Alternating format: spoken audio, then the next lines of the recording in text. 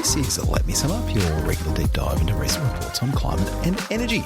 I'm Luke Menzel, recording on Wurundjeri land, and I'm joined today by my two co-hosts. Global Vice President for Marketing and Extortion at the Let Me Sum Up podcast, Frankie Muscovich. Hello, Frankie. Good evening, Luke and Tennant. I'm clutching a cup of Baku-sourced tea in my chilly house here on Gadigal country, and I wish I had bought more of this delicious minty raspberry concoction of deliciousness that I can extort and fob off onto all of you listeners, but alas, I did not. It's a nice evening for this little, and it's a nice little memory of our recent-ish time together in Baku. I wonder what the tea situation is in Belém. You'll find the tea in the converted shipping container that you'll be sleeping in if our Airbnb falls through. Oof. And we're also joined by the podcast's head of graphic design, Tennant Reid. G'day, Tennant. That is a role that I hope to re-earn with a new bit of representation of existing artwork for a secret project that will be unveiled before too long. Very shortly. A bit of sizzle there. Thank you, Reid. This week's show, we dig into some detailed analysis from the Superpower Institute on the contribution that Australia could make to helping key trading partners to decarbonise. But first, analysis published by our friends at Carbon Brief suggests that China's emissions have fallen by around 1% in the last 12 months, sparking speculation that the world's biggest emitter may have finally hit peak carbon. Frankie, should we greet this news with celebration or caution? Well, I'm going to side with optimism here, and I think there's probably good reason to be optimistic that maybe we are indeed looking at the peak of China's emissions. But, I think the marvellous, I think, is it Lori Miliverta? Am I saying that correctly? I'm going to very confidently claim that it's Lauri Miliverta. Ooh, in any case, we salute you because this is a great little bit of analysis. And what we've seen here, and we'll link to it in the show notes, is that for a little over a year now, China's emissions have been basically flat and have declined a little bit. And it's not the first time that this has happened, mind you. They've had these kind of drops in emissions before, but in those other cases, they've been preceded by economic slumps. So downturn in construction activity following a bunch of stimulus in the mid-2010s. We had periods of slowdown through COVID. As I said, that was all really a function of China's economy slowing down in one way or another. This time, it appears that the reason is actually due to the pace of renewable energy coming on much faster than the demand for electricity has increased over the last little while, which is super, super exciting. So we saw in this last year period, emissions from the power sector dropped a little under 6%. At the same time, demand for power increased by 2.5%. That sort of because a lot of renewables have come on in that time, we've displaced thermal power in that time with renewables. So thermal power dropped a little under 5%. I think that the caveat and the sort of, but it might change back again, caution is that because the emissions profile has been really flat over the last year, and we're really just down 1% or so from the peak. If it was to surge in the next little while, we could see that go up again. But that year-long, trend, I think could well indicate that, the only way is potentially down from here. And I think what's super interesting in terms of the rest of the analysis is that it steps out kind of, I guess, what the prospects are for other kind of fossil fuel using industries. The thing that's like really striking about that, and I don't know what you guys made of it, but there's been like a massive decline in the emissions associated with cement production. So the country's like construction sector is kind of well in decline from previous peaks there. But the thing that's driving a little bit of an increase in the use of coal is the production of chemicals. Just from reading the analysis, the expectation might be that that's a growth area for China. And so also wanting to displace use of more costly gas and oils, driving a little bit more coal use as well, which might have implications for our exports as well. So fascinating stuff. And I'm not sure at what point, and maybe this is very relevant next year, in advance of hopefully an Australian hosted COP, hearing news from China announcing, that they've peaked, potentially alongside a more ambitious 2035 target. What do you reckon, guys? Well, they're gonna give some kind of target for 2035 this year, and all they've there was a little bit of trailing of that recently, and what was trailed was it'll be all sectors and all gases, the whole of economy commitment for the first time. They haven't tipped their hand yet on, like, is it going to be a super ambitious target or not? And one of the things in this analysis is that while the progress on peaking appears to be well in advance of the current commitment to peak by 2030 and as much earlier as possible, the commitment on reducing the emissions intensity of the economy is in danger, by 2030, is in danger of not being met. And that actually was a commitment some people were arguing when it was first made was no more than business as usual, that of course the Chinese economy's emissions intensity would decline as it grew, because that's just what happens to economies as they grow. And it actually is much more in the balance whether the particular intensity target will be reached, because China's economy is a bit weird. It has remained much more energy intensive much longer into its growth than many do. Of course, that is associated with having had a vast expansion of industries like steel, initially to support a vast amount of infrastructure and building construction growth, and now pouring into other industries.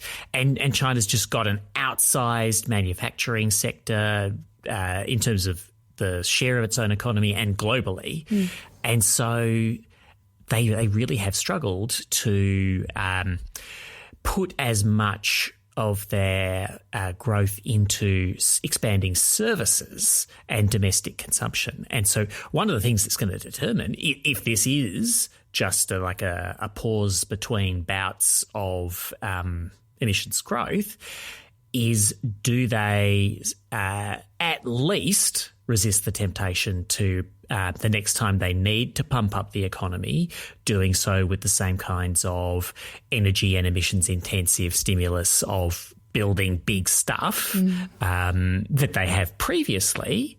Do they avoid that? And then even better than avoiding that, do they actually do the rebalancing of their economy to be less savings and investment oriented and more domestic consumption oriented, and start consuming more of the growth in income that they experience in the form of services that are much, much less energy and emissions intensive? And we don't know. It's actually a hard transition to make. It's a different transition to the energy transition, but it's got its own intense difficulties. And people are calling for it, but they've been in China, the Lauri Milliverta paper cites an anonymous, but that's how you know it's from really powerful people, apparently, op-ed in the People's Daily saying they need to do this rebalancing. But people have been calling for that kind of rebalancing for like 20 years, and it hasn't happened yet because it involves quite a bit of pain, actually. The thing that jumped out at me, over and above what you have both pointed to, was how much of the improvement in the emissions performance of China was underpinned by rollout of renewables. In part of this article is really focused on unpacking some of the uncertainty that's coming up in terms of the incentives that are available to renewable developers. And in some ways that uncertainty appears to be supercharging rollout at this very moment. It's quite complicated. But in short, traditionally, renewable prices have been pegged to coal power prices.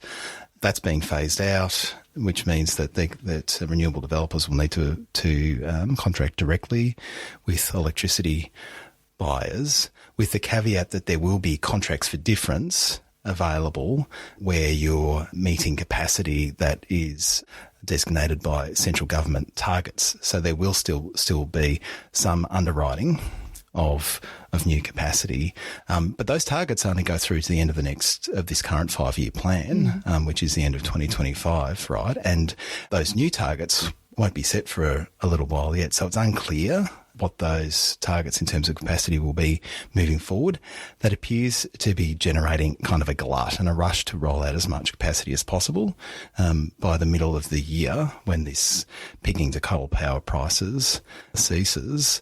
And then there'll be another chunk of capacity that is being rolled out by the end of the year. But beyond that, it's unclear. And given how dependent emissions reduction in China is on the rollout of renewables, displacing in particular that coal-fired power generation, creates a little bit of uncertainty for the industry. And there appears to be a bit of a boom-bust cycle, at least at risk of occurring if some of that policy uncertainty doesn't get sorted out.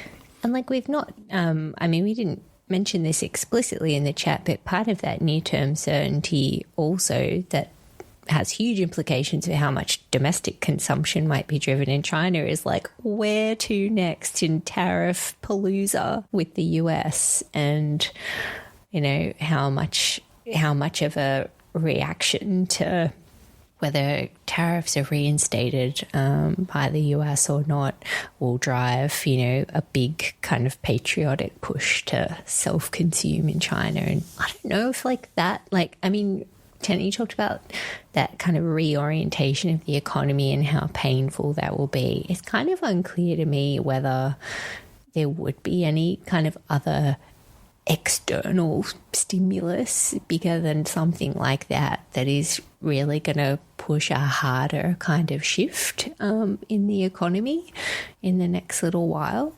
That all looks really uncertain and kind of interestingly timed, Luke, when you combine it with the policy making cycle that you're talking about with the renewables. I don't know, that all just looks like a bit of confusion soup to me.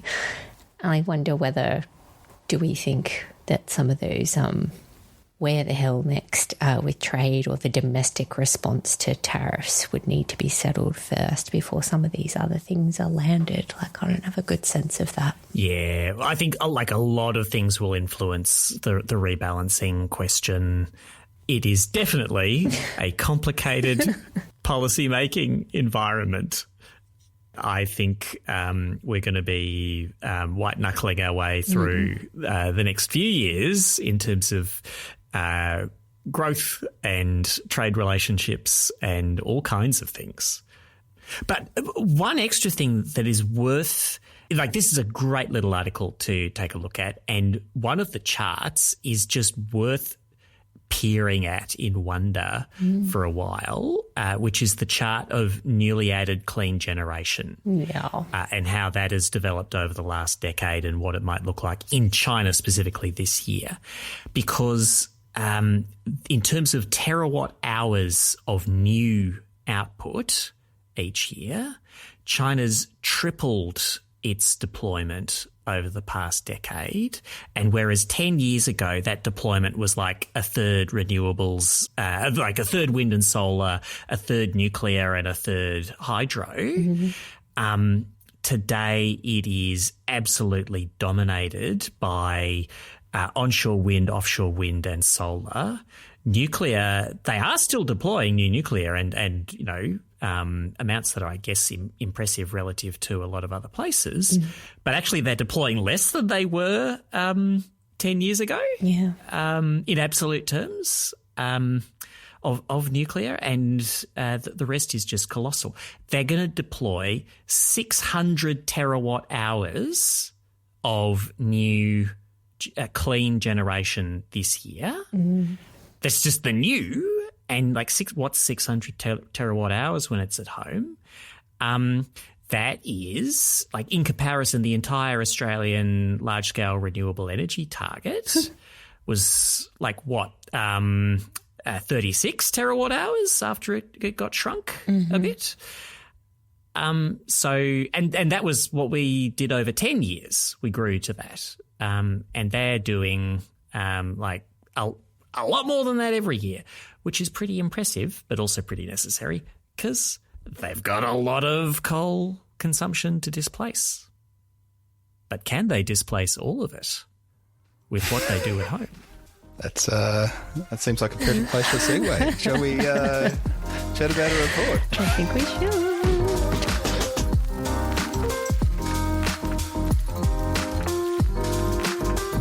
Australia's potential as a clean energy superpower is the subject of much discussion. The theory goes that our vast renewable resources will be highly valuable in a carbon-constrained world as other nations less blessed with renewables engage in trade to make up that deficiency. There are, however, competing theories about the exact form that trade will take. A few years ago, the idea of shipping renewable hydrogen around the world was running hot, but that idea has cooled to minus 253 degrees as the eye-watering shipping costs of hydrogen have become apparent.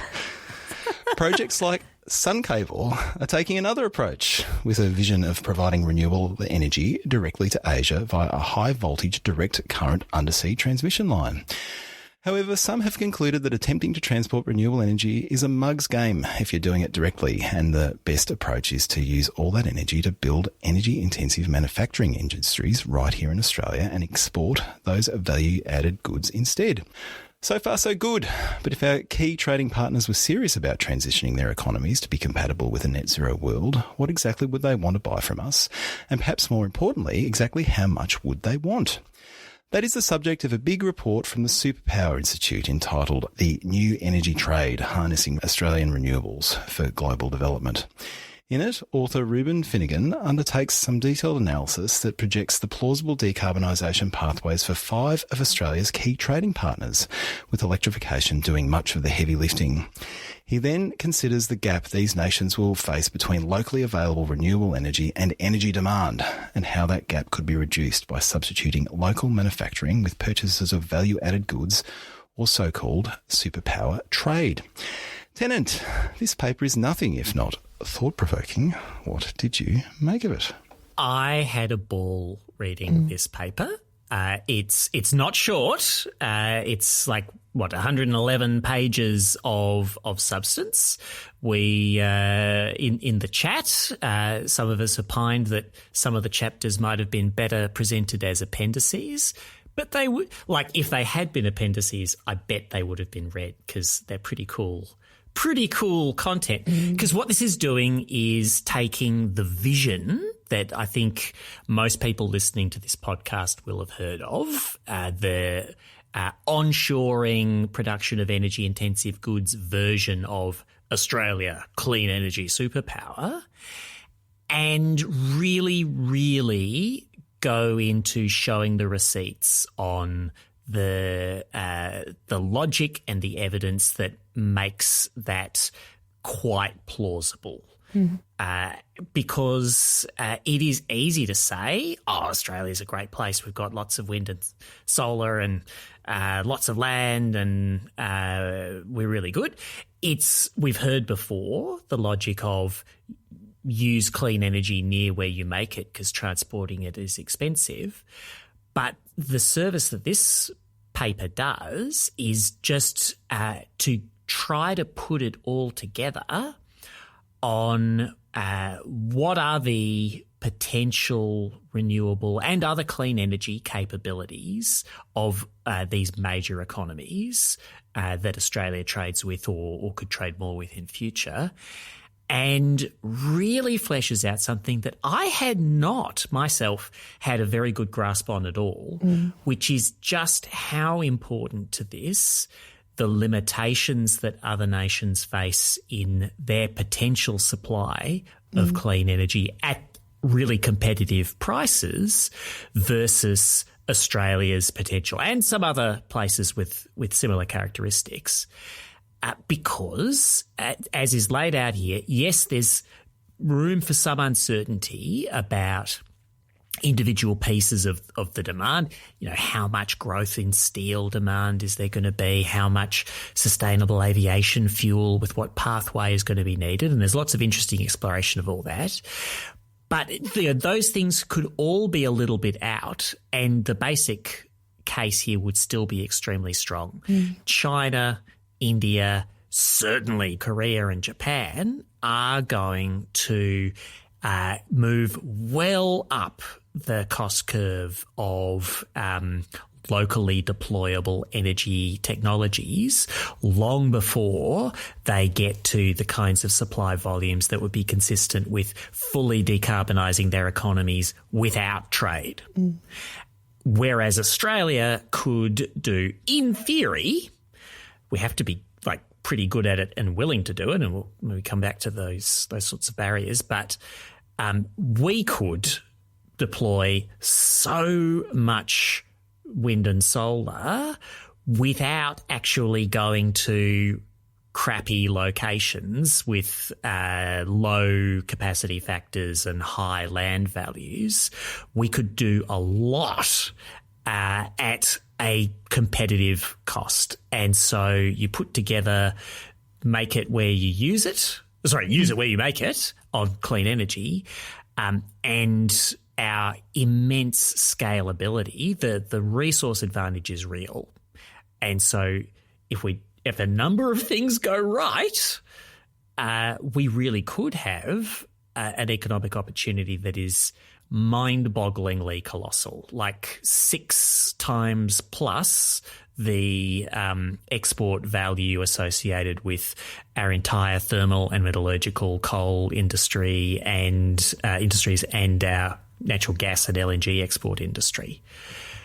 6 times more. That's a lot. That itself might come with its own huge headaches, but it's like there would be a good problem to have. Oh, yeah. I mean, I just need to kind of repeat it a little bit. The thing that smacked me in the face that I hadn't seen done, well or at all, was that comparison of Australia's renewables advantage at scale compared to some of these key trading countries, China, India, Japan, Korea, Germany. Once they exhaust all their low-hanging fruit when it comes to renewables resources, and in the context of the scenario in which they're modelling, which is basically a almost fully electrified economy, like basically anything that can be electrified is. And so I guess the projection is that these countries are going to require a whole lot more energy overall anyway. And to get to the point of being competitive in a manufacture and sort of value adding these goods, they need to have satisfied domestic, sort of non-exportable demand, if you like, first. Yeah, and the primary energy demand for these countries will go down because there's so much inefficiency in fossil generation, but their electricity demand goes absolutely bananas. 3 times-ish in for most of the countries, 11 times-ish for India, which has got a lot of just growth in general in front of it. Yep. And then you think about like the other advantages Australia has here, like China, India, Japan, Korea, we're nearby, like actually geographically compared to some of the, like who are we competing against? Who's the competition for renewable energy superpowers when it comes to trade? Probably the Middle East. Parts of the Sahara. They say the highlands of Chile and Peru, so South America, and to a lesser degree, Brazil. So, like, we've got an incredible natural advantage as well in terms of where we're situated, particularly because, like, I think as the paper also steps out, like travel costs are not insignificant when it comes to some of this. And, that's just...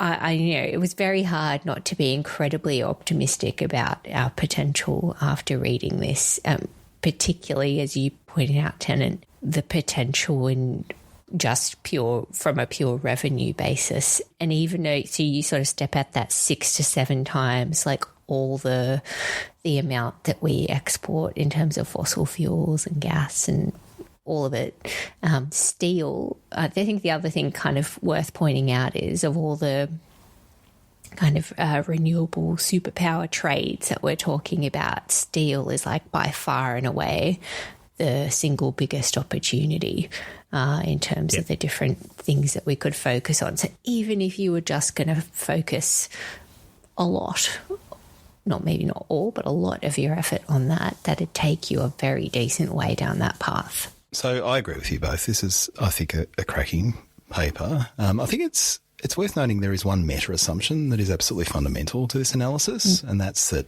countries around the world are serious about hitting net zero or will be subject to pressures or incentives that make them serious, whether they want to be or not. I think that's okay. This paper's not really about that. It sort of takes that as read and then kind of tries to work out what are the implications that naturally flow from that. And I think what makes this such a satisfying read is it's absolutely methodical in its analysis from that assumption, right? So it looks at these key trading partners. It maps out a plausible decarbonisation pathway for each of them. And as you've both said, like electrification is absolutely fundamental in all of these cases, and electricity demand goes massively up. Then it looks at the renewable resources in each of these countries and does some quite detailed analysis of what's available in terms of onshore wind and offshore wind and kind of capacity factors for solar and the availability of land on which to host this infrastructure. And it finds in all cases there's this significant gap. And then the pirouette it does on the top of all this analysis is makes this, it distinguishes between tradable and non-tradable electricity demand. Some of this demand is non-tradable because it doesn't make sense because it's domestic demand for heating or cooling homes. Things that it doesn't make any sense to sort of outsource to another country. But there are other types of demand that could plausibly be done in other parts of the world, like Australia, and could be bought into the country, and according to this analysis, bought into the country cheaper or even significantly cheaper than could be achieved at home. And by properly mapping that, understanding what that demand would be in each of these countries, and then making some assumptions around, the amount of trade that Australia could plausibly capture of that demand, you start being able to make some assumptions about the size of the prize that is available to Australia if we lean into these opportunities. Now, this is a tower of assumptions. Yeah, it is. Right? Like, the only thing that I can guarantee you is that even if we capture the superpower opportunity, it's not going to play out exactly in the way that is set out in this paper. But it's incredibly useful as an intellectual exercise just to think yourself into the space and understand the scale of the opportunity and the plausibility of there being significant demand in our region for these goods if we are all accepting that there is going to be that global carbon constraint. Yeah, and so now of the things that have got to go right for this to come true, One of them, one of the three things, the big things that's got to happen, you highlighted, Luke, countries have got to care about net zero a lot. Like everywhere in this paper where it highlights limitations in the resources in various countries, the huge challenges of decarbonising some activities, the cost escalation that gets experienced, the economic restructuring that's involved. Yes, all those things point if you make the carbon constraint absolute, they point in the direction of Australia. Australia, here to help. If you don't make the carbon constraint absolute, they point in the direction of national governments or publics wobbling. And so that definitely needs some thought. But the other two things that have got to go right, one, nations do have to be comfortable with a high degree of international trade and international economic integration. And you could say of that, but we're in like trade war land now. Globalization is dead. Long live like sovereign capability.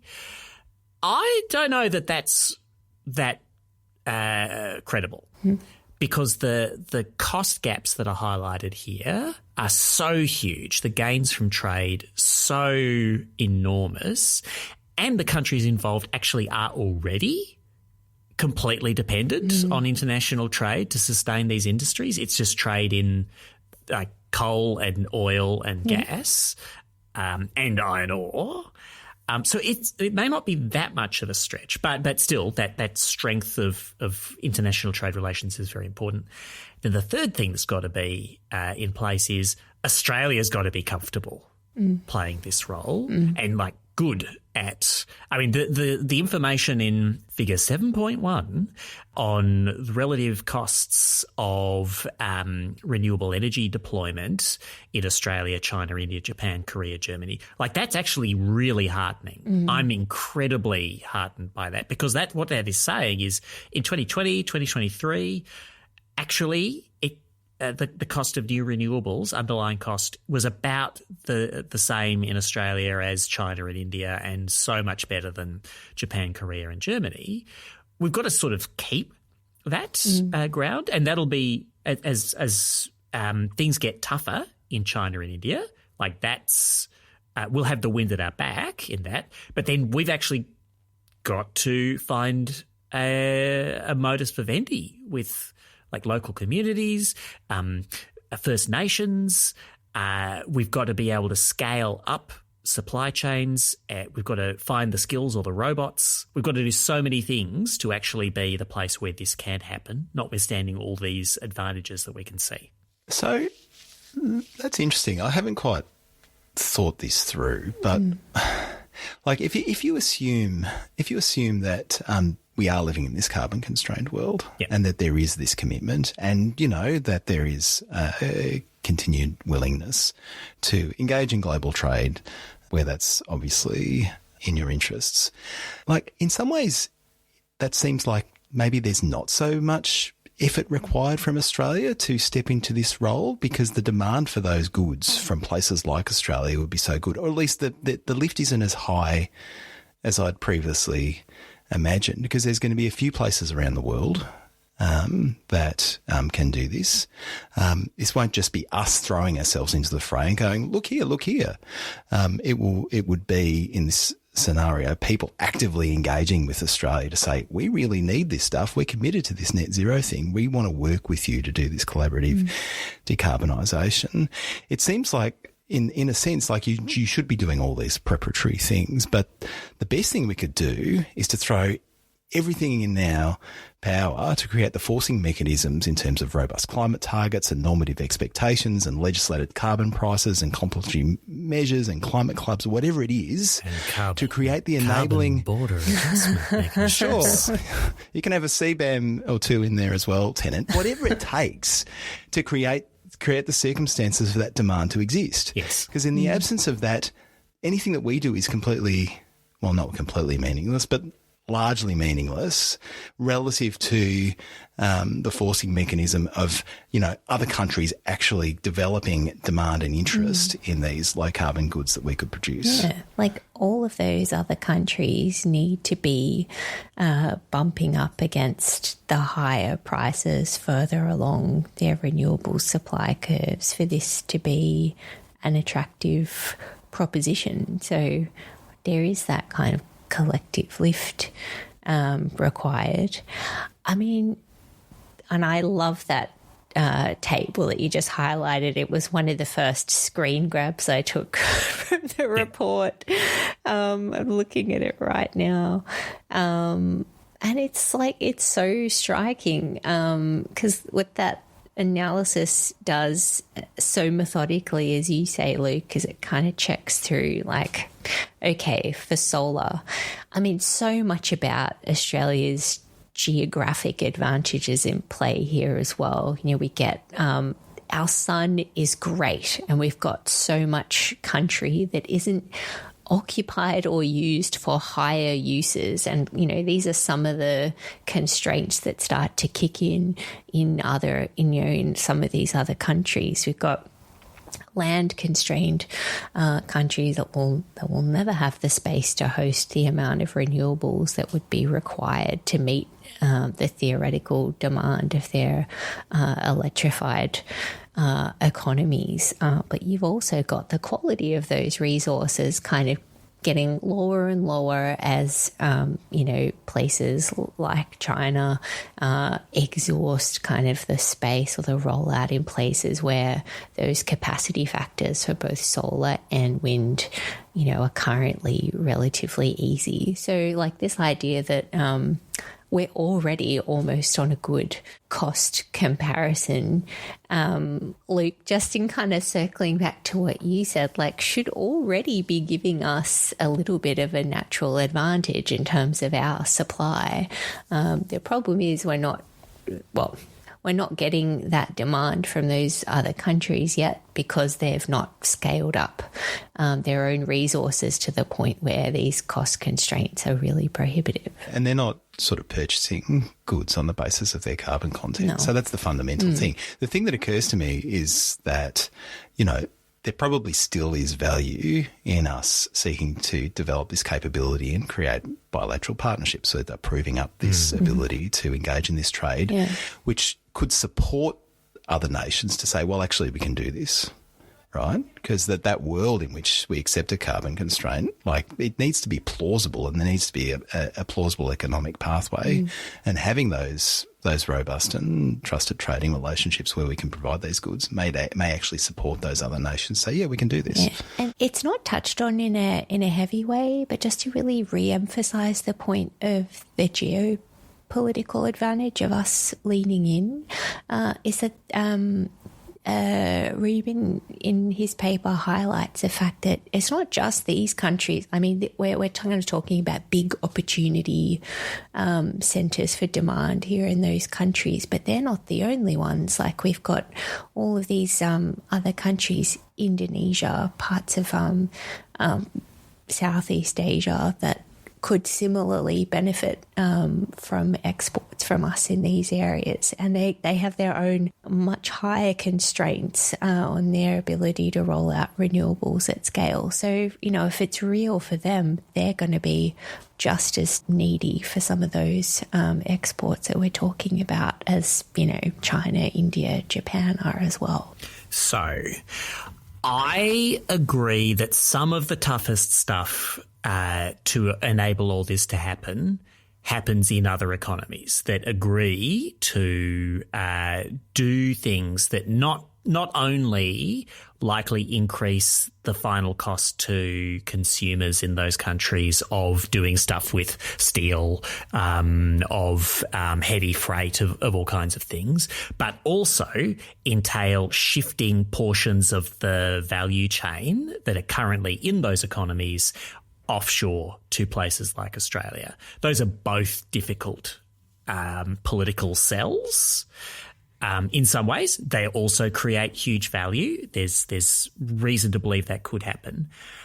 I don't want to underestimate the difficulty of the Australian end of it, though, because what we're talking about here is not just the deployment of more solar and wind than you can shake a stick at plus the stick, but at bringing 40% of global iron reduction to Australia and maybe a portion of a further transformation into steel, 30% of aluminium production, a quarter of silicon and polysilicon, ammonia and urea, methanol for industrial purposes, shipping fuel creation, aviation fuel creation, and 15% of fuel production for heavy road transport around the world.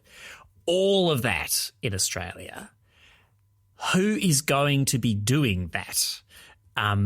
Whether we are retraining people to do those jobs, or we are pioneers in the adoption of robotics and automation or whatever, those are huge series of logistical challenges.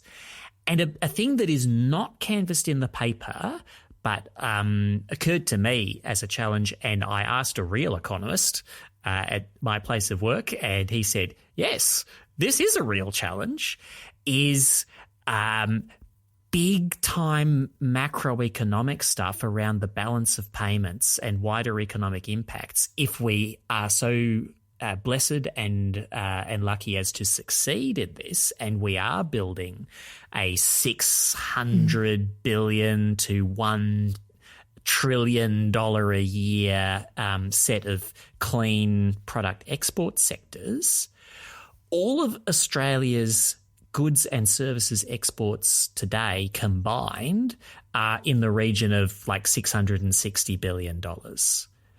If you just tried to tack on another $1 trillion of exports on top of that, some weird things would happen in the economy. We might see like massive currency appreciation, which might render a bunch of existing export industries completely uncompetitive. We saw something like that happen during the combo of mining boom and LNG boom, when we did have exchange rate effects and we lost the car industry, we lost some other stuff. We might need to radically increase our imports of something, anything that we can spend the export dollars on. We might need to start acquiring a massive and growing stock of financial assets overseas to try and sterilize the impact of all the foreign currency flowing in. It would be a big deal. It sounds like you're trying to work out how you're going to deal with the massive challenges of us being fabulously rich, Tenant. How will we possibly cope? Kinda, but maybe good problems to have. It's like totally, and like I mean, the point is, this isn't going to happen overnight, but equally, it's not on a crazy 50, 100 year kind of time scale that we're talking about. The idea is this is happening in the next 25 years. I think the sovereign risk piece is I think it's all significant what you just flagged there, Tennant, but there's something very closely held, I think, in Australia's DNA about, and we're sort of seeing it play out at the moment, right? The government kind of taking back the Port of Darwin and things like that, like big infrastructure spend. There's a view that, we want to own that as Australia. And what the implication of a lot of what we're looking at here in terms of these big industries is like quite a lot of foreign investment into this country, and how that is managed in a way that not only, is allowed to happen, but wins the support of the Australian people, because it would need to be bipartisan. Previous, 20-odd years of the Australian experience, the rollout of renewables. I think that just that piece of it is incredibly significant and deserves a lot of thought and planning around. And Japan and Korea, like trade and investment relationship is like the starter level here, the tutorial level, because they're already wildly expensive places to add clean energy and we already like each other. China is the bigness, and India the future bigness, but not as big as China. And Australia has been feeling a bit uncomfortable about mutual economic entanglement, but it's just there's no getting away from it if we want to be the best we can be. Should we talk about that policy, Ruben's policy ideas? Oh, yeah. Well, I was going to are we going to skip over the bioenergy stuff? Oh, it's so juicy. We couldn't possibly. Juicy biomass. Need to talk about biomass. So, I mean, I think, again, because it's so methodical the way this is done, we sort of see these analysis done at a country level of the key trading partners that we've highlighted a few times. And they do this, like Ruben does the same thing where he sets out, like, where is the feasible supply of biomass? Like, we are going to be, if all these assumptions we've talked about are to be true, we're going to be in this carbon-constrained world, and there are going to be certain applications in industries that will require carbon as a feedstock, that won't be possible to be electrified and things like that. So where does all the biomass come from is a part of this analysis too. And that's really fascinating because there's a lot of biomass needed for feedstock. And so there's I think the TLDR of this section, there's not really any room for biomass for energy production itself. It's going to be super expensive. Anyway, so it just kind of highlights where there's a lot of commentary at the moment about where certain industries might go in terms of the use of biomass. I think this more far-sighted analysis around where the resource is and where the potential and where the demand for the non-tradable stuff domestically is going to come from is super interesting. So to be super clear, there's all kinds of industrial processes that need energy, but they also need carbon as a feedstock, and fossil fuels is a major source of the carbon that is used for chemical processes and industrial processes. If we stop using fossil fuels for that feedstock, we need to get the carbon somewhere else, and the most plausible place to get it, which is not a fossil fuel source, is biomass. And if we're using all that biomass to feed into industrial processes, we can't use it to generate energy. Which, people in the bioenergy world, often point to bioenergy as a plausible alternative to renewables, and it has characteristics which are actually, quite useful in certain contexts. But this analysis suggests that actually that's not a thing at all, and it's not that biomass isn't a thing. We're just going to need it for feedstock purposes. And some of the feedstock is for fuels that then get burned, where you just don't have a good alternative to a fuel with a carbon or lots of carbon in it.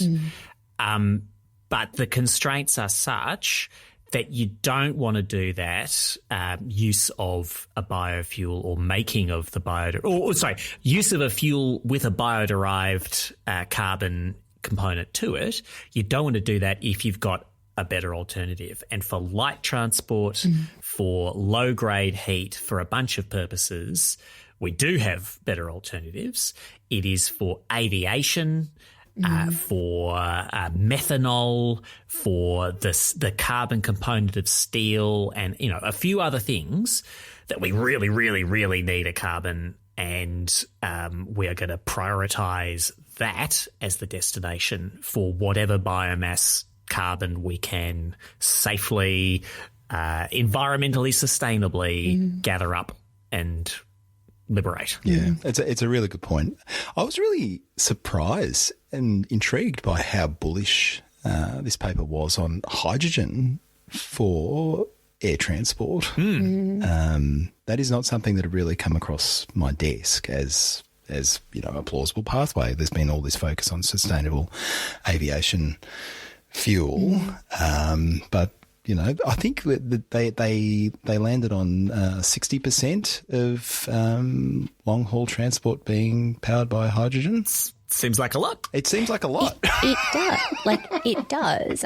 It points back to. The other thing that this paper gives heavy nods to is the learning rates of it all, and the probably whether the likely cost curves might go on electrolysis over time and hydrogen potentially stacking up a lot more. But it also highlights some of the other constraints that Tennant just touched on there around how sustainable you can do biomass at scale. And it touches on stuff I felt very seen when I read this section, because I feel like when we've touched on this in previous episodes, I bang on about stuff like the implications of water use and competing land uses for things like energy cropping, as well as stuff that I hadn't focused so much on but is super interesting to think about as well is the fact that there might, you might technically have X amount of area available for energy cropping, but if you were to use all of it for that, you're going to degrade the soil quality in those areas, and that has a negative outcome from a carbon sequestration perspective there as well. So it really kind of brings in a lot of those other constraints to consideration. I think that's then why you start to see that supply kind of not look as big as it might otherwise be. And anyway, I just really enjoyed that section of the paper, and I think I'm hoping we'll get to read a bit more analyses about this kind of stuff, because I think this is the first time that I'd seen that stepped out for this grouping of countries and over that time frame. It was very good. All right. Shall we get into the policy recommendations at the end of this paper? They're so neoliberal. I love them. What's your favourite neoliberal reform that you're excited to pursue? I think every one of these is actually a cracker, and I'll just rattle off the names of them, and we can pick what we actually talk about. But address market failures, including the lack of a price on carbon, CBAM, innovation spillovers, common infrastructure spillovers. Then, having fixed those failures, rely on market forces to determine what stuff gets deployed where. Just get out of the way a little bit. There's a little section on not doing dumb stuff around massive state-owned nuclear in Australia. Maybe that's past its use-by date. Maybe not. So that doesn't hurt to have that in there in the paper. Be open to international trade. Don't do stuff the Biden IRA way, still less the Trump way, you might imply. Do what you can to keep interest rates low, because you'll be requiring a boatload of capital. Streamline your approvals processes, and let's have a little bit of policy certainty if we want trillions of dollars of private investment over the next couple of decades. I loved in the policy certainty section how it said, if Australia's political leaders cannot agree on basic facts about cost and opportunities, ellipses, or if they agree in private but find disagreement useful publicly, stick the boot in on the way through there, Superpower Institute. Yeah. Look, there's elements of these this script that I don't think many politicians in the government would have too much to disagree with. I thought the market failures section was interesting. So non-pricing of CO2. I guess they're talking about that globally. Yeah. That seems like quite a heavy lift to solve that problem. Yes, that's something we should do. Let's make a statement. That'll solve it. Banging our head against that wall for a while, but let's continue doing so. And I guess that internalising that externality, the societal cost of carbon, yes, that would be incredibly helpful. But then they immediately move on to, in terms of the market failures, the innovation spillovers, which effectively go to the additional costs that are imposed on early movers, both in terms they do all the work to innovate and to prove up a business model, then everybody gets to zoom in and benefit from that effort. And similarly with common infrastructure spillovers, where there's a huge investment in establishing novel infrastructure, then others can benefit from that. On those two, on market failures 2 and 3, they appear to be making an argument that the government should step in and support those early movers to establish these industries in Australia. And that would be a big call, and it's not the kind of capital that would be required to do that, even if they didn't lean in on all of these opportunities. And we should say that in terms of the magnitude of the opportunity, it's steel making, which appears to be the most lucrative for Australia, and where there's probably the biggest argument, or it's certainly the biggest upside for government investment in this space. We're not seeing the scale of investment from the government to date that would be required to really establish that sort of capacity in Australia, but nor do we have the kind of demand or the confidence around demand scaling up that would justify those investments.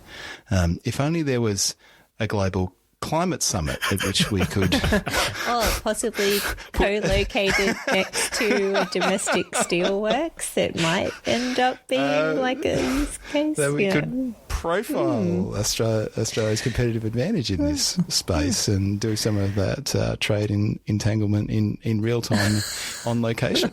The negotiations in the multilateral blue zone will be all very well, but the massive industrial speed dating exercise just next door will be of greater economic significance to Australia and others in the long term. Maybe, if things go well.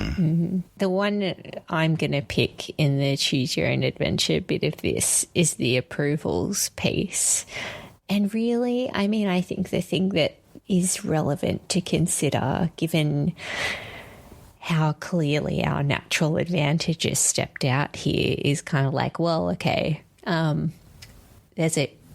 we are not doing a great job of that at the moment, right? Like we're sort of admitting currently that the rollout that we would want to see to meet our 2030 target of 82% renewables is not on track and not happening as fast as we would like it to happen.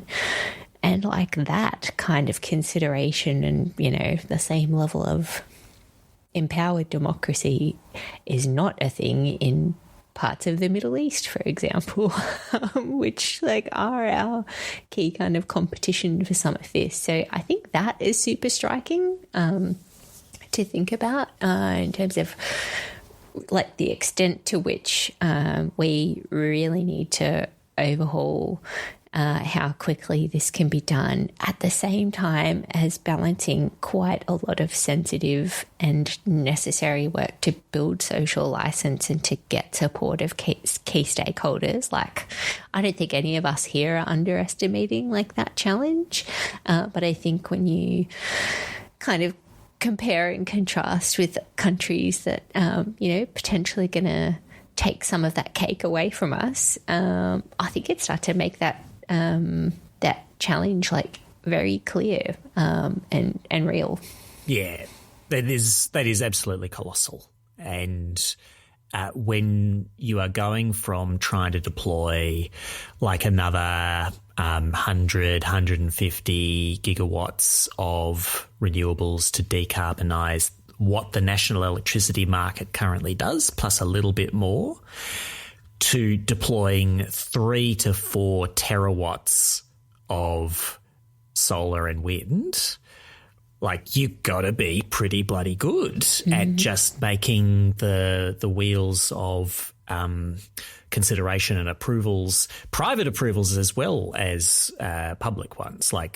Your investment decisions take a lot of making. That's a big deal. I can't remember off the top of my head. There was an estimation in this paper that went to the land area that you would need to occupy. It was a bit over 1%. 1% of Australia's land area would need to be bridged by renewable energy to make this happen. Which is a lot. It doesn't sound like a lot, but that's a lot.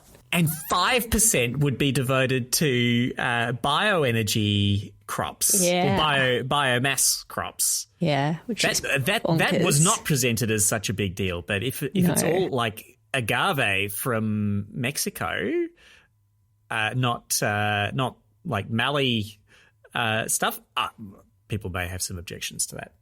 Or not, I don't know. Well, I can't see that being an uncontroversial thing. Then this is maybe like a few steps down the track, but given the way that we've sought to deal with some of this over the last little while with the current renewables rollout is to look at the things like the designation of renewable energy zones, where you've got the match of kind of good natural resource and, other factors in place that make it make sense to locate renewables. I think that starts to look super interesting when you're getting beyond, the non-tradable stuff, where it's, maybe less necessary or advantageous to be located near all the homes or the businesses that would need the electricity versus where you're going to manufacture, a bunch of green steel, most of which is for export. It'd be really interesting to look at how you would map, what do those renewable energy zones look like? And I think that would look pretty different, actually. And you'd be looking, presumably, at vast swathes of the north part of the country when it comes to solar. Yeah. Well, I will highlight as my favourite one the openness to international trade piece, which sort of sounds obvious. Like if we want bajillions of dollars of exports, we've got to like international trade. But one of the implications that Ruben makes here is don't try and do the Inflation Reduction Act style onshoring of production of stuff that's not what you think your advantage is.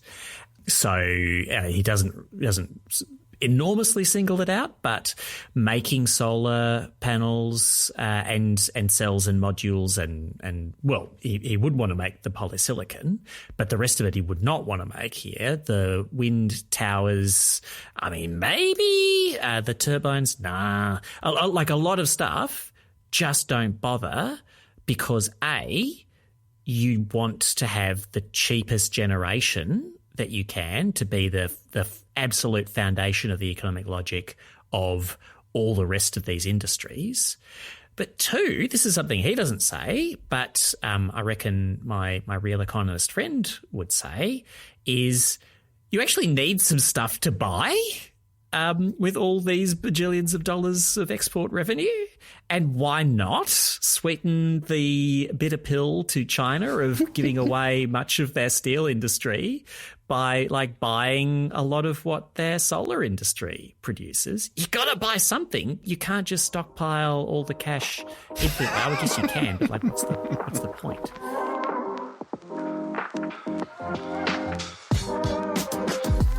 As always, we close up the show with one more thing in which we all share something that is currently captivating our attention. Tennant, what have you got? Well, from discussing multi-terawatt visions, let's get to the nitty-gritty of our smaller but very urgent domestic challenges. Victoria has just put out their Victorian transmission plan for 2025. It's the draft for consultation. It's the first time that the state's 7 proposed renewable energy zones have actually been defined for onshore energy. There's new exciting transmission projects for people to hate. And it's all there. It's in some ways it's much it should reduce the worries that some people have that they're going to be just absolutely swamped with vexatious development applications and projects going up everywhere willy-nilly. But it will concentrate minds in the specific areas where renewables are to be developed. A lot of wind, little bit of solar, because the VicGrid's view is that between the existing large-scale solar and rooftop solar, You're not adding a lot more solar economically in Victoria without associated transmission, and that puts a bit of a limiter on it, they think, in terms of the mix with wind. But we'll see, because wind construction costs and technology costs have been not moving in a great direction in the last few years, whereas solar and batteries have been getting cheaper and cheaper and cheaper. So we'll see what actually happens, but the zones are being defined at last, and the transmission to connect them up is going to get cranked up just as fast as it can. But most of these new projects are for the early 2030s. It's the existing familiar great big projects that people hate, Western Renewables Link and Vinnie West, that will be powering protests for the next little while.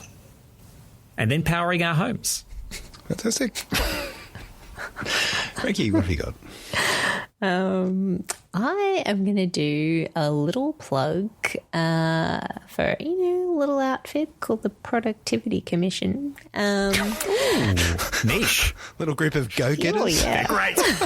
And they're back. Yeah, they're back. We've had some things to say about Productivity Commission reports previously. Oh, that was the previous regime. Yeah, that's right.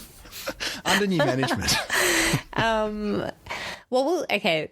I'll put a pin in that for a second. But so recap. End of last year, so before the election, the government is clearly staring down the barrel of just a further declines in productivity across the economy. We are not doing very good on productivity in a range of areas. And so what does Jim Chalmers do? He goes, Productivity Commission, trusted advisors under new management, can you please start thinking about how we might boost productivity in 5 key areas across the economy? So they were kind of given these terms of reference. It's called the 5 Pillars Review for shorthand. And one of the pillars that they were tasked to think about was around cheaper, cleaner energy and a net zero transition.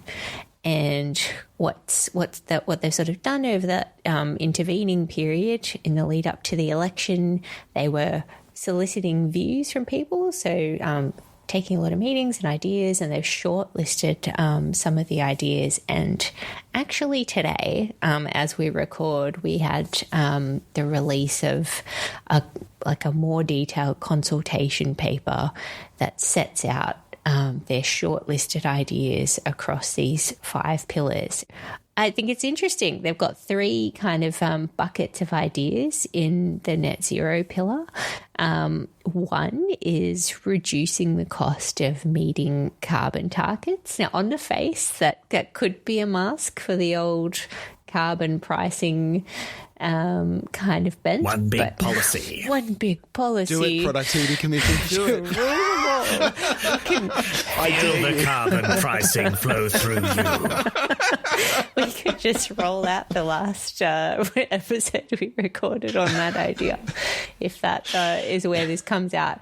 But obviously they kind of nod to that, but they do talk about the efficiency of other kind of big levers in place, like the safeguard mechanism. And so I think we can expect them to have a few things to say about a bunch of stuff, including maybe vehicle efficiency standards as well. So anyway, super interesting.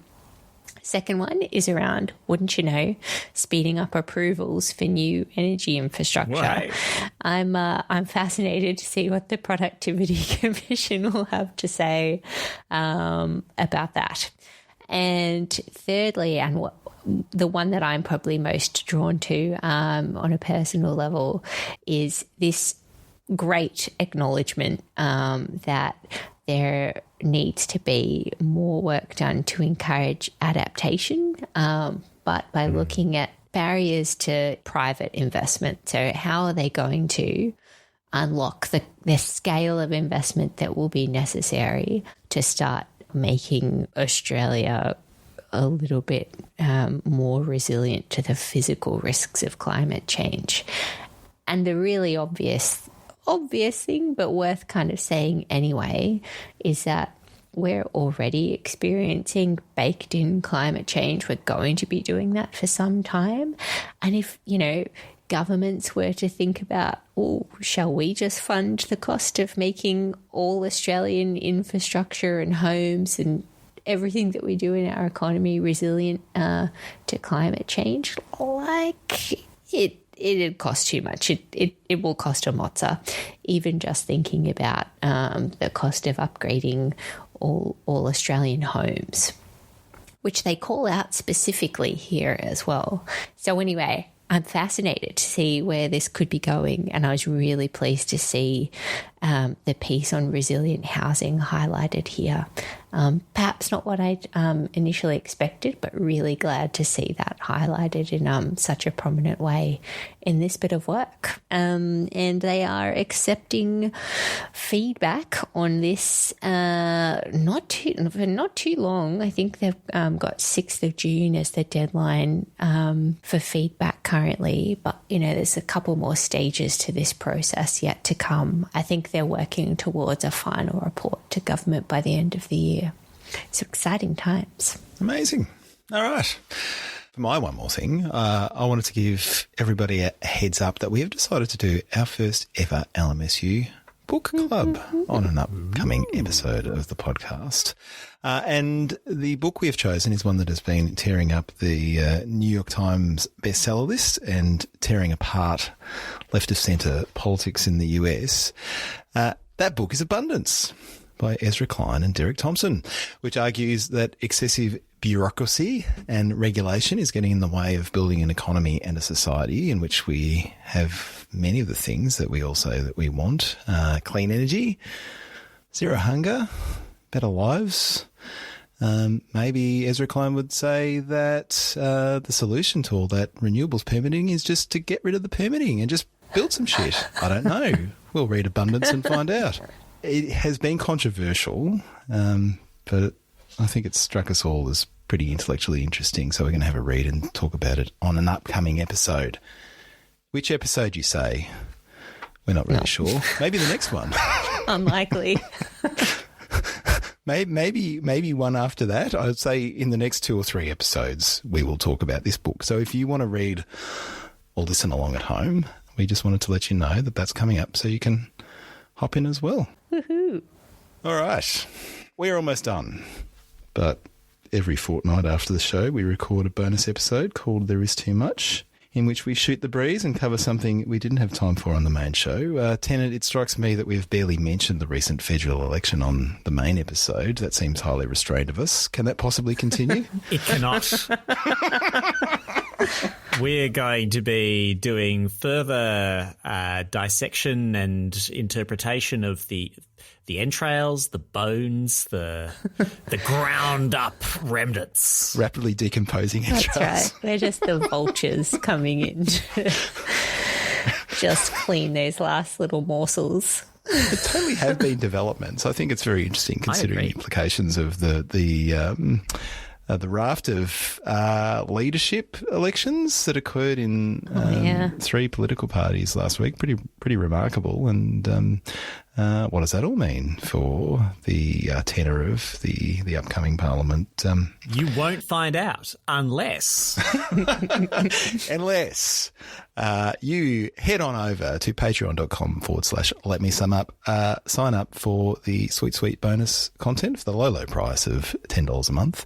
And as well as fortnightly bonus content, you will, of course, get the warm glow of knowing that you are supporting your favourite podcast to continue pumping out episodes.